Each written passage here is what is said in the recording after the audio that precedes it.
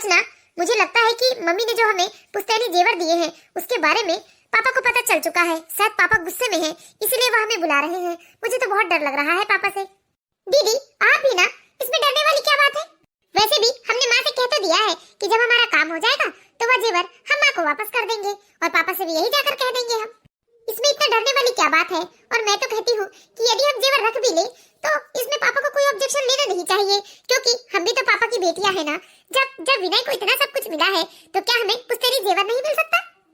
वैसे भी अगर हम अपने में आ गए ना दीदी तो उस घर के 3 टुकड़े करवा सकते हैं, और यह बात पापा को समझनी होगी।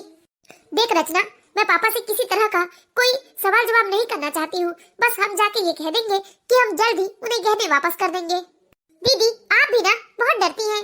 अच्छा जाना, जो होगा देखा जाएगा। जल्दी जा, तू तैयार होकर आ। ठीक है दीदी। देखिए जी, जो भी बात हो प्रेम से कीजिएगा। पहले से ही तो दोनों बहन आपके गुस्से से बहुत डरती है। हाँ लता, वह दोनों मेरे बच्चे हैं, मैं उनका दुश्मन नहीं हूँ। लेकिन देखो, आज उनके मायके में हम हैं, हमेशा हम नहीं रहेंगे लता, और जब हम नहीं रहेंगे तो उनका मायका उनके भाई और भाभीयों से होगा। इसलिए मैं चाहता हूँ लता कि दोनों बहनें अपने भाई भाभीयों से अच्छा रिश्ता बनाकर रखें, क्योंकि रुपए पैसे धन दौलत ये लंबे समय के लिए नहीं होते। चाहे हमारे पास कितने ही रुपए क्यों ना हो, एक समय के बाद वो सारे खर्च हो जाते हैं। लेकिन जब हम किसी से अच्छे रिश्ते बनाते हैं तो वह रिश्ते जीवन भर हमारे साथ होते हैं। मम्मी पापा कैसे हैं आप लोग? कैसे हो तुम लोग, और तुम्हारे सास ससुर कैसे हैं? जी पापा सब बढ़िया है। रचना, बबली, एक बात बताओ, तुम लोगों को इस तरह से जेवर ले जाना क्या उचित लगता है? तुम लोगों ने एक बार यह भी नहीं सोचा कि इस घर में तुम्हारे पिता और भैया भाभी भी रहते हैं। इतना बड़ा फैसला तुम लोगों ने अपनी माँ के साथ मिलकर कर लिया। कभी सोचा है तुमने कि तुम्हारे भैया भाभी तुम्हारे माता पिता को कितने अच्छे से रख रहे हैं, किसी चीज की कोई तकलीफ नहीं होने दे रहे हैं, और हम उन लोगों के साथ इतना बड़ा विश्वासघात करेंगे? अरे वह लोग क्या सोचेंगे जब उन्हें इस बारे में पता चलेगा कि उनकी माँ ने उनसे पूछे बिना उनके हिस्से की पुश्तैनी जेवर उठाकर वो अपनी बेटियों को दे दिए। पापा वो जेवर हमने हमेशा के लिए अपने पास रखने को लेकर नहीं गए हैं। पापा एक बात पूछती हूँ मैं, कैसे उन जेवरों पर सिर्फ भैया भाभी का अधिकार है? अरे हम भी तो इस घर की बेटियां हैं ना, फिर हमारा अधिकार क्यों नहीं है उन जेवरों पर? रचना, ये कैसे सवाल कर रही है तू अपने पापा से? माँ ठीक है तो पूछ रही हूँ। अरे हम भी तो इस घर की बेटियां हैं ना, फिर उन जेवरों पर हमारा अधिकार क्यों नहीं है? क्या वह हमारे हिस्से का नहीं है? हाँ बेटा, बहुत अच्छा सवाल किया है तुमने। तुम्हारा अधिकार, मैं जरूर बताऊंगा कि तुम्हारा इस घर में क्या क्या अधिकार है, क्या क्या तुम्हारा है। तुम जानते हो बेटा, मैं कोई बहुत बड़ी नौकरी में नहीं था, बस सामान्य वेतन था मेरा, जिसमें मैंने अपने 3 बच्चों की परवरिश बहुत ही कठिनाई से की है। और जैसे ही तुम्हारे भाई विनय को नौकरी लग गई तो विनय ने ही इस घर के सारे खर्चे उठाए, और यहाँ तक तुम लोगों की शादी ब्याह में जितने भी रुपए लगे सब कुछ विनय ने ही खर्च किया। यहाँ तक विनय ने तुम्हारे दादाजी के हाथ के लिए लोन के किस्त भी पटाए हैं, और हमारे भी सारे खर्चे आज विनय उठा रहा है। और विनय की पत्नी मतलब निहारिका भी, वह भी हमें माता पिता की तरह प्यार दे रही है।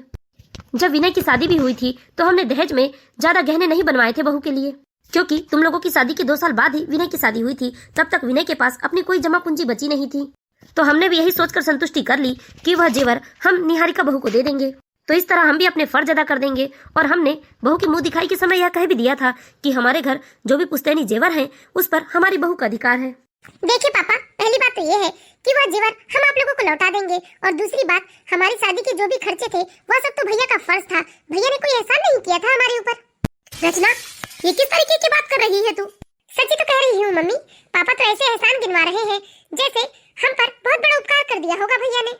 सारे माता पिता का फर्ज होता है कि अपने बच्चों की शादी करे और उन्हें महंगा से महंगा दहेज दे, ताकि वो अपने ससुराल में जाकर राज करे। भैया पापा ने भी यही किया है। और रही बात जेवर की पापा, तो जब हमारा काम हो जाएगा तब हम वो जेवर लौटा देंगे। अब हम इस बारे में कोई बात नहीं करना चाहते। क्यों दीदी, सही कहा ना हमने? हाँ पापा, रचना ठीक कह रही है। जब हम लोगों का काम हो जाएगा तो वह जेवर हम आप लोगों को वापस कर देंगे। पापा अब हम चलते हैं। अरे बेटा, ऐसे कैसे चले जाओगे तुम? नहीं मम्मी, अब तो ऐसा लगता है जैसे इस घर में हमारा कोई अधिकार ही नहीं है। हम इस घर के सिर्फ मेहमान हैं। चलो दीदी।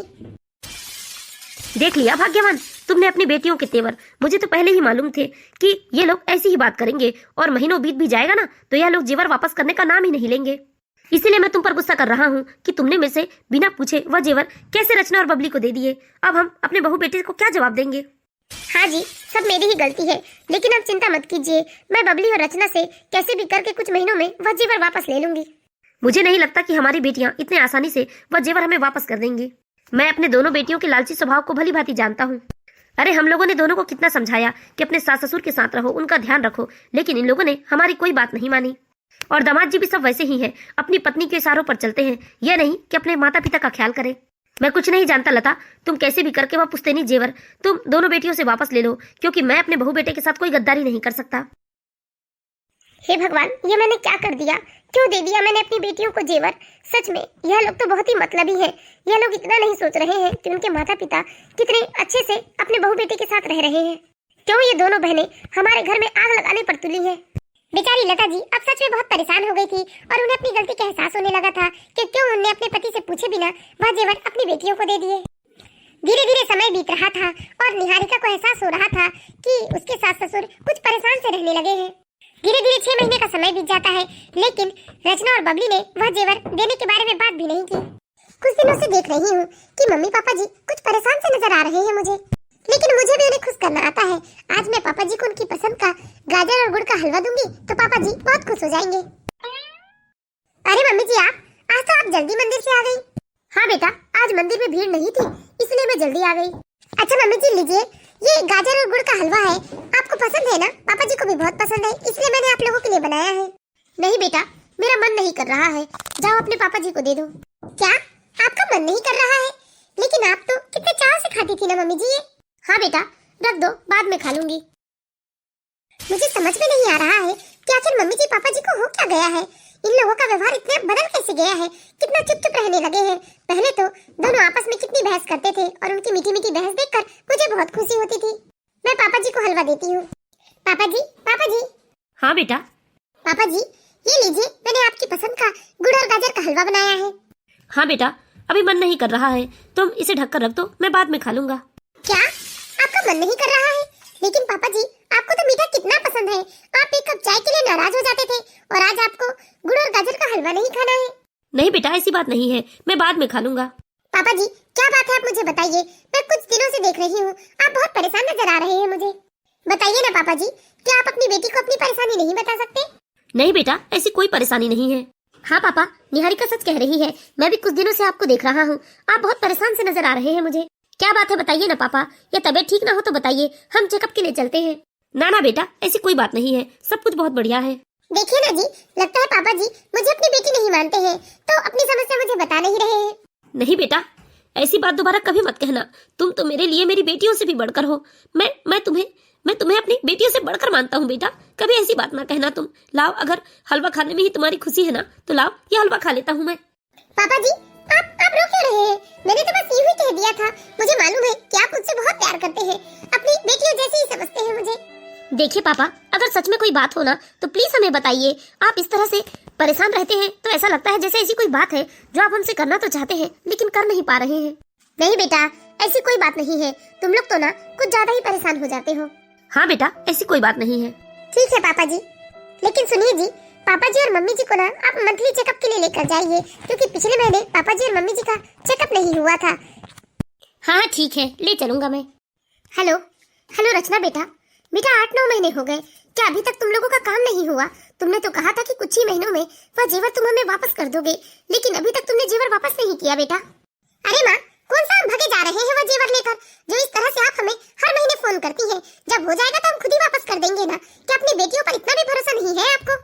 बात भरोसे की नहीं है बेटा, तो फिर क्या बात है जो इस तरह से बार बार फोन करते हैं आप मुझे? और वैसे भी कौन सा वह जेवर अभी भाभी कहीं पहनने वाली है, और भाभी ने तो कभी उस जेवर के बारे में पूछा भी नहीं होगा, लेकिन आप लोग कुछ ज्यादा ही टेंशन लेते हैं। ठीक है मम्मी, मैं फोन रखती हूँ। जब जरूरत थी तो मम्मी मम्मी मम्मी करके कितना लाड लड़ा रही थी, और अब जब वापस लेने के लिए फोन कर रही हूँ तो कितना ताव दिखा रही है। लता, तुमने बात की रचना और बबली से? पूरे 9 महीने हो चुके हैं। हाँ जी, बात की मैंने, उन्होंने कहा है कि वो अगले महीने ही लौटा देंगे। अगले महीने करते करते पूरे 9 महीने हो गए। मुझे तो यह भी समझ में नहीं आ रहा है कि उनका अगला महीना कभी आएगा या नहीं। देखो लता, मैं बस इतना चाहता हूँ कि विनय उस जेवर के बारे में हमसे पूछे, इससे पहले वह जेवर हम लॉकर में रख दे तो ही अच्छा होगा। अगर भगवान न करे अचानक विनय को कभी रुपए पैसों की जरूरत पड़ जाए और वह जेवर गिरवी रखने या बेचने के बारे में सोच ले, तो फिर हम उसे क्या जवाब देंगे? ठीक है ना जी। इस तरह लता जी और सोमेंद्र जी दोनों ही उस जेवर को लेकर बहुत परेशान रहते थे। धीरे धीरे 1.5 साल का समय बीत जाता है, लेकिन रचना और बबली ने उन्हें जेवर वापस देने का नाम ही नहीं लिया। और एक दिन अचानक विनय आकर अपने पिता से कहता है, पापा, मैंने एक बहुत ही बढ़िया प्लाट देखा है, वह भी मेन मार्केट के पास में ही। वह भी बहुत अच्छे दाम में मिल रहा है पापा। लेकिन बेटा प्लाट का क्या करोगे तुम? ये घर तो है ना तुम्हारे पास। अरे पापा, अब धीरे धीरे परिवार बढ़ रहा है, रुपयों की भी आवश्यकता बढ़ रही है, तो मैं सोच रहा हूँ कि वह प्लाट खरीद लेते हैं हम, और जब कुछ सालों के बाद अगर रुपयों की जरूरत हो और हम वो उस प्लाट को बेचे तो हमें दुगने रुपए मिल सकेंगे उसके। लेकिन बेटा प्लाट खरीदने के लिए तो बहुत रुपयों की जरूरत पड़ेगी ना। हाँ पापा, हमारे बैंक के लॉकर में कितने सारे पुश्तैनी जेवर रखे हैं ना, हम उन्हीं जेवर को बैंक में गिरवी रखकर रुपए ले सकते हैं और उससे प्लाट खरीद सकते हैं, और धीरे धीरे मैं अपनी सैलरी से वह रुपए अदा करते जाऊंगा। इस तरह वह गोल्ड उपयोग भी हो जाएगा और हमारा एक प्लाट भी बन जाएगा। ठीक है पापा, आप सोच कर बताइएगा। मैं प्रॉपर्टी के कुछ ऐसे कागजात आपको व्हाट्सएप कर रहा हूँ जिसमें प्रॉपर्टी की पुख्ता जानकारी है। ठीक है बेटा। सुन लिया तुमने? मुझे इसी दिन का डर था, मुझे पता था कि यह दिन कभी न कभी हमारी जिंदगी में आएगा जरूर, और आ गया ना यह दिन। अब हम क्या जवाब देंगे विनय को? हाँ जी, मुझे भी बहुत डर लग रहा है। अब आप चिंता मत कीजिए। मैं आज ही रचना के घर जा रही हूँ और उससे बात करके, उससे मना के, उससे रिक्वेस्ट करके वह जेवर मैं ले आऊंगी। आप बिल्कुल चिंता मत कीजिए। ठीक है, जाओ तुम। अपने पति का गुस्सा देखकर लता जी बहुत घबरा जाती है और हड़बड़ी में वह अपनी बेटी के घर चली जाती है, और यह बात निहारिका को पता भी नहीं होता। मम्मी जी कहाँ गई? ना ही पूजा घर में है, ना ही अपने कमरे में है। ऐसे तो मम्मी जी कभी कहीं जाती नहीं है। क्या हुआ बेटा? पापा जी, मम्मी जी कहाँ गई? मम्मी जी को मैंने सारे घर में ढूंढ लिया, लेकिन मम्मी जी कहीं दिखाई नहीं दे रही है। अरे बेटा, वो रचना का फोन आया था ना कि उसकी तबीयत ठीक नहीं है, इसीलिए तुम्हारी मम्मी जी हड़बड़ी में चली गई। उसने कहा था मुझे कि मैं तुम्हें बता दूं, लेकिन मैं तब भूल गया था। क्या दीदी की तबीयत खराब है? हाँ बेटा, लेकिन ज्यादा घबराने वाली बात नहीं है। दीदी की ऐसी कैसी तबीयत खराब हो गई कि मम्मी जी ऐसे दौड़ भाग कर दीदी के ससुराल पहुंच गई? ऐसे तो मम्मी जी मुझे बताए बिना कभी कहीं नहीं जाती। खैर कोई बात नहीं, दीदी की तबीयत का सुनकर मम्मी जी डर गई होंगी, इसलिए वह इस तरह जल्दबाजी में चली गई। माँ, ये तो हद हो गई। आप उन गहनों के लिए यहाँ तक चली आई। आपके दामाद जी को पता चलेगा कि आप गहने लेने यहाँ तक आ गई तो वो क्या सोचेंगे हमारे बारे में? देखो बेटा, समझने की कोशिश करो। विनय उन गहनों को मांग रहा है क्योंकि विनय एक प्लाट खरीदना चाह रहा है। लेकिन विनय को प्लाट खरीदने की क्या जरूरत है? इतना बड़ा घर तो है ना उसके पास। अरे मम्मी जी, आपका भाई। प्रणाम मम्मी जी। खुश रहो बेटा। बेटा देखो, विनय को उन गहनों की जरूरत है, इसीलिए मैं गहने वापस लेने आई हूँ बेटा। जल्दी से वो गहने छुड़वाकर मुझे दे दो तुम लोग। देखिए मम्मी जी, और कितना झूठ बोले हम आपसे। मैं तो सोच रहा हूँ कि अब सच बता ही देता हूँ मैं आपको। रचना, बता दो ना मम्मी जी को, सारी सच्चाई बता दो। मैं अब और झूठ नहीं बोल सकता। सच्चाई? कैसी सच्चाई रचना? यही सच्चाई माँ कि बिजनेस में इनका बहुत बड़ा नुकसान हुआ और हम लोग वह जेवर छुड़ा नहीं पाए। हाय राम, ये क्या बोल रही हो तुम? मतलब वो पुश्तैनी जेवर डूब गए? हाँ माँ, वह जेवर डूब गए और सच बोलने की हिम्मत नहीं थी, इसलिए इतने दिनों तक मैं बस यूं ही बोलते जा रही थी कि हम लौटा देंगे। हे भगवान, ये सब क्या हो गया बेटा? मैं क्या कहूँगी तुम्हारे पापा से जाकर? तुम्हारे पापा के लिए सिर्फ वो जेवर नहीं, बल्कि उन जेवरों के साथ तुम्हारी दादी की यादें भी थी। लेकिन मैं क्या करूँ माँ, क्या करूँ मैं, बताइए। मैं तो खुद इतनी बड़ी परेशानी में हूँ कि मैंने अपने एक जेवर बेच दिए माँ। लता जी अपनी बेटी और दामाद की बात सुनकर बहुत हैरान हो जाती है और अब उन्हें कुछ समझ में नहीं आ रहा था कि वो क्या करे। उनकी आंखों के सामने अंधेरा छाने लगा था। जैसे तैसे उन्होंने अपने आप को संभाला और वह अपनी बड़ी बेटी बबली के घर गई। बबली, ये क्या बोल रही हो तुम? वो जेवर मुझे वापस करो बेटा। तुमने तो कहा था ना कि जल्द ही वो जेवर तुम मुझे वापस कर दोगी। हाँ माँ, कहा तो था मैंने और रुपयों की व्यवस्था कर ली थी मैंने, लेकिन इन्होंने बताया कि जिसके पास इन्होंने वह जेवर गिरवी रखे थे उस सुनार के घर में चोरी हो गई है और उसके सारे जेवर चोरी हो चुके हैं। उसने हमें कहा है कि वह जल्द ही कोशिश करेगा कि उन जेवरों के बदले वह हमें वैसे ही जेवर बनवा कर देगा। लेकिन माँ, इन सब प्रोसेस में बहुत समय लगेगा क्योंकि उन्होंने तो अभी रिपोर्ट ही करवाई है और पुलिस भी उन चोरों का पता लगा रही है। जब तक पता नहीं लग पाएगा तब तक जेवर वापस होने की कोई उम्मीद नहीं है। माँ मुझे माफ कर देना माँ। बबली की बात सुनकर लता जी के पैरों तले से जमीन खिसक चुकी थी और वह धड़ाम से जमीन पर गिर पड़ी। हे भगवान, ये सब क्या कर दिया तुम दोनों बहनों ने?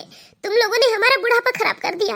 अब हम अपने बेटे बहू को क्या मुंह दिखाएंगे, क्या जवाब देंगे उन्हें? माँ मुझे माफ कर दो माँ। मैं ही गलत थी जो अपनी बेटियों के मुंह में आकर अंधी हो चुकी थी। तुम्हारे पापा ने कई बार मुझसे कहा था कि तुम दोनों बहन बहुत ही लालची हो और गैर जिम्मेदार हो। जब तुमने अपने सास ससुर को अपने साथ नहीं रखा, उनकी तकलीफ नहीं देखी, तो तुम क्या किसी की तकलीफ देखोगे? तुम लोग झूठी हो, मक्कार हो और आज के बाद तुम लोगों से मेरा कोई रिश्ता नहीं है। ऐसा ना कहो माँ, ऐसा ना कहो। अब मुझे तुम लोगों से कोई बात नहीं करनी है। तुम्हारे पापा बिल्कुल सच कहते थे, तुम दोनों बहन बहुत लालची हो। चलो अच्छा ही हुआ जो मैंने माँ से साफ साफ कह दिया कि गहने मिलने के कोई चांस नहीं है। रचना ठीक ही तो कह रही है, उन गहनों पर हमारा अधिकार है, हम क्यों गहने वापस करें? अब मम्मी पापा की जिम्मेदारी है वो भैया भाभी से कैसे बात करते हैं। लता जी को कुछ समझ में नहीं आ रहा था वो अपने आप को कैसे संभाले और कैसे घर जाकर वो अपने पति से यह सारी बातें बताए। लगत जी ने तुरंत घर जाना उचित नहीं समझा और वह सीधे अपनी ननद के घर चली गई। अरे भाभी आप अचानक और इस तरह रोते हुए क्या हो गया भाभी? सब ठीक तो है ना? कुछ भी ठीक नहीं है सुमित्रा, कुछ भी ठीक नहीं है। अरे भाभी हुआ क्या? ये तो बताओ मुझे, क्या बात हो गई? बताइए भाभी, क्या हो गया भाभी? क्या बताऊं सुमित्रा, मेरी दोनों बेटियों ने मुझे कहीं का नहीं छोड़ा। इस तरह लता जी ने रोते हुए अपनी ननद से सारी बात बता दी। क्या बबली और रचना ने ऐसी हरकत की? हाँ सुमित्रा, मैंने सोचा कि चलो मेरी बेटियां परेशान है तो मैं उनकी मदद कर देती हूँ, लेकिन मुझे क्या पता था कि मेरी बेटियां जेवर ही हड़प लेगी। अब मैं अपनी बेटी बहू को क्या जवाब दूंगी, तुम्हारे भैया को क्या जवाब दूंगी? तुम्हारे भैया तो पिछले 1 साल से इसी टेंशन में ढंग से खा पी नहीं रहे हैं, उनकी तबीयत भी दिन ब दिन बिगड़ते ही जा रही है और अब मैं उन्हें जाकर क्या कहूंगी? मैं ना कहती थी भाभी कि रचना और बबली के ऊपर ना आप ज्यादा भरोसा मत कीजिएगा, मैंने पिछली बार भी आपसे कहा था। लेकिन क्या करूं सुमित्रा, बेटी की मोह में अंधी हो गई थी मैं, मुझसे बेटियों का दुख देखा नहीं गया। मुझे लगा कि अब समय के साथ वो सुधर गई है और ईमानदारी से वो मुझे वापस कर देंगी, इसलिए मैंने दे दिया। और अब विनय को उन गहनों की जरूरत है। अब मैं क्या कहूँ, मैंने 1-2 बार कोशिश भी की कि मैं विनय और निहारिका को सब कुछ बता दूं, लेकिन तुम्हारे भैया ने मना कर दिया मुझे। आप चिंता न करें भाभी, देखिए आज नहीं तो कल सच्चाई का सामना तो होगा ही, इसलिए मैं तो कहती हूँ कि आप यह बात जाकर भैया को बता दीजिए और कुछ दिनों बाद आप लोग सलाह मशवरा करके विनय और निहारिका को भी बता दीजिए। देखिए विनय और निहारिका आप लोगों से बहुत प्यार करते हैं और दोनों बहुत समझदार है, वह आप लोगों को कुछ नहीं कहेंगे। वह तो मैं जानती हूँ सुमित्रा कि मेरे बेटे बहू बहुत अच्छे हैं, वो मुझसे कुछ नहीं कहेंगे, लेकिन तुम्हारे भैया उन्होंने तो मुझे मना करके रखा है ना कि मैं बहू बेटी को कुछ ना बताऊं, और उन्हें ऐसा लग रहा है जैसे उन्होंने अपने बहू बेटों के साथ गद्दारी की है, इसीलिए वो अपने आप को कोसते रहते हैं। और इन सब का कारण मैं ही हूँ सुमित्रा। अगर मैंने इनसे पूछे बिना अपनी बेटियों को जीवन नहीं दिए होते तो आज मुझे यह दिन देखने न पड़ते। आप कहे तो मैं बात करूं विनय और निहारिका से? नहीं सुमित्रा, तुम अभी कुछ मत कहना, मैं पहले तुम्हारे भैया को जाकर बता देती हूँ। लता जी ने बड़ी मुश्किल से अपने आप को संभाला और वो अपने घर चली गई, लेकिन जैसे ही उन्होंने यह बात अपने पति को बताई तो वह यह सदमा बर्दाश्त नहीं कर पाए और वह अचानक जमीन पर गिर पड़े। अरे आपको क्या हो गया? उठिए ना, उठिए ना। विनय, विनय, निहारिका बेटा, देखो तो तुम्हारे पापा को क्या हो गया? पापा, पापा क्या हो गया आपको? पापा जी, उठिए ना पापा जी। विनय और निहारिका अपने पापा की ऐसी हालत देखकर बहुत घबरा जाते हैं और वह लोग उन्हें तुरंत ही हॉस्पिटल लेकर जाते हैं, जहाँ विनय के पापा को भर्ती किया जाता है। और थोड़ी ही देर बाद डॉक्टर आकर बताते हैं कि अब उनके पापा इस दुनिया में नहीं रहे। जैसे ही ये बात डॉक्टर ने बताई, उन लोगों के तो दुख का ठिकाना नहीं था, वह छाती पीट-पीट कर रोने लगे। डॉक्टर ने विनय को बताया कि उनके पिता की मौत का कारण हार्ट अटैक था। पूरा परिवार दुख में डूब चुका था और लता जी के तो दुख का ठिकाना नहीं था, वह तो जैसे सुध-बुध खो बैठी थी और उन्हें तो किसी बात का जैसे कोई होश ही नहीं था। माँ कुछ तो बोलो माँ, ये सब क्या हो गया माँ? पापा का साया हमारे सिर से उठ गया माँ। भाभी कुछ तो बोलो भाभी, इस तरह से खामोश मत रहो भाभी। हाँ माँ कुछ तो बोलो माँ। 3 दिन हो गए, 3 दिनों से आपने कुछ नहीं बोला, ना ही कुछ खाया है माँ। मम्मी जी कुछ खा लीजिए ना। सुनो विनय बेटा, मुझे लगता है कि भाभी को डॉक्टर के पास दिखाना पड़ेगा, वह तो बिल्कुल गुमसुम सी हो गई है, उन्हें सदमे से बाहर आना ही होगा बेटा। हाँ बुआ, आप ठीक कह रही हैं, मैं आज ही माँ को डॉक्टर के पास लेकर जाता हूँ। मम्मी जी कुछ खा लीजिए ना। मम्मी जी, आप अपनी बेटी की बात नहीं मानेंगी क्या? भाभी कहना क्या चाहती हैं आप? क्या हम माँ की बेटियां नहीं हैं? दीदी मेरा मतलब वो नहीं है, मैं मम्मी पापा को ना ऐसे ही बोलकर इमोशनल करती थी और खाना खिलाती थी, बस इसलिए मैंने ऐसा कहा।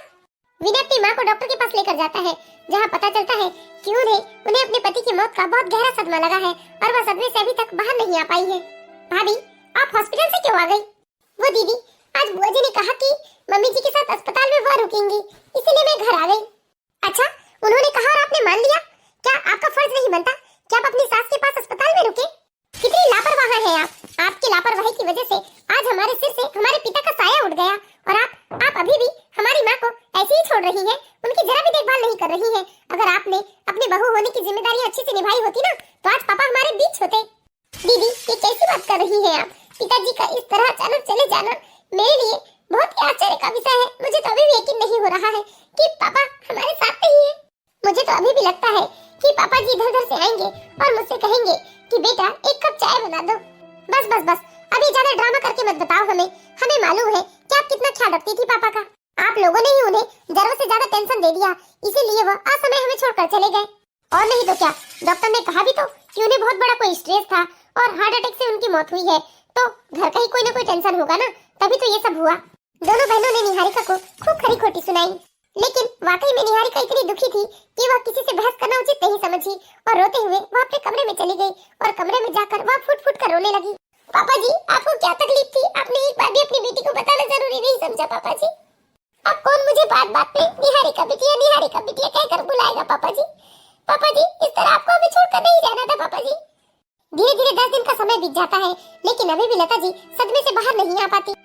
इधर लता जी की दोनों बेटियां अभी तक अपने मायके में ही थी और जब भी मौका मिलता तो वह दोनों मिलकर निहारिका को खूब खरी खोटी सुनाते थे और यह जताते थे कि उसी की वजह से उनके पापा उससे दूर हो गए हैं।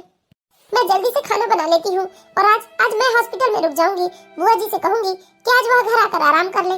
निहारिका, तुमने बुआ जी के लिए खाना बना लिया? हाँ जी, लेकिन हॉस्पिटल आज मैं जाऊंगी और मैं आज मम्मी जी के पास रुकूंगी। नहीं निहारिका, वहाँ तुम परेशान हो जाओगी। मैं रुकूंगा आज माँ के पास। आज तो मैं बुआ जी को भी घर ही भिजवा दूंगा। ठीक है जी। एक काम करता हूँ, आज रचना को भी ले जाता हूँ अपने साथ और तुम यहाँ रहकर सबके लिए खाना बना लेना। और हाँ, कुछ गंदे कपड़े भी हैं, उन्हें भी साफ कर देना। ठीक है जी। अरे यार दीदी, ये मम्मी जल्दी से ठीक होकर आ जाए तो हम भी अपने अपने घर चले जाएं। आज तो इनका फोन आया था, कह रहे थे कि बनाने खाने की बड़ी दिक्कत हो रही है। हाँ, दिक्कत तो तेरे जिया जी को भी हो रही होगी। मैं भी तो यही देख रही हूँ कि कब मम्मी हॉस्पिटल से आ जाए और कब हम लोग अपने घर चली जाएं। रचना, आज बुआ घर आकर आराम कर लेगी, आज तुम चलो हॉस्पिटल। भैया, तबीयत जरा ठीक नहीं लग रही है।